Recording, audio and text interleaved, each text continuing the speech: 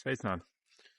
Vēlētos sniegt video atsauksmi par dziednieku Romānu Ošnieku un man personīgo pieredzi.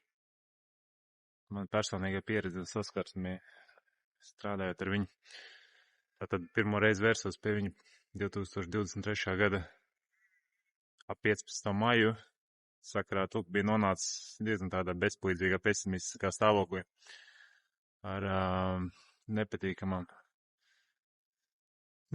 paranoiskām domām, bailēm par nākotni un nevajadzīgu satraukumu pilnīgi visu. Bija saucamās overreacting uz visām situācijām, visas lietas uztver diezgan negatīvi, pesimistiski. Paralēli tam visam bija smags iekšējais stāvoklis, kur bija izraisījis kā blakus parādības bija sliktas attiecības ģimenē, šķiršanās ar sievu,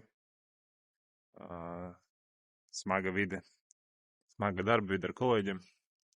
Un, principā, viss kaitināja. Viss nekam neredzēja jēgu. Viss bija pesimistiski. Tad, sākot strādāt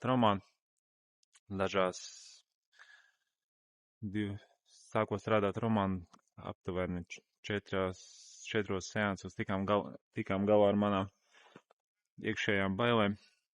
No nākotnes sāku mazāk baidīties, sāku nebaidīties no dzīves.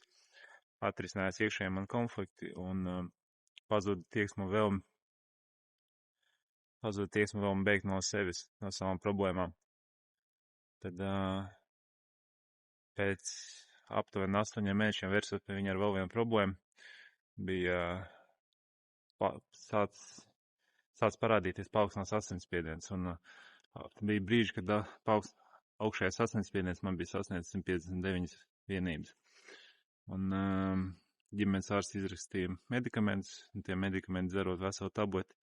Brīžiem palīdzēja, brīžiem ne, un tāpat augšējais asinsspiediens bija robežās no 130 līdz 145, 155, 160, un viņš vienā dienā varēja lākāt šitā te. Tad veicot vēl vienu seansu, sanāca atrast bērnības atmiņu, situācija, kurā es biju sācis uztvert pasauli tā kā apdraudējumu, un tas bija izraisījis man visu laiku man turēja tā kā iekšējā spriedzē.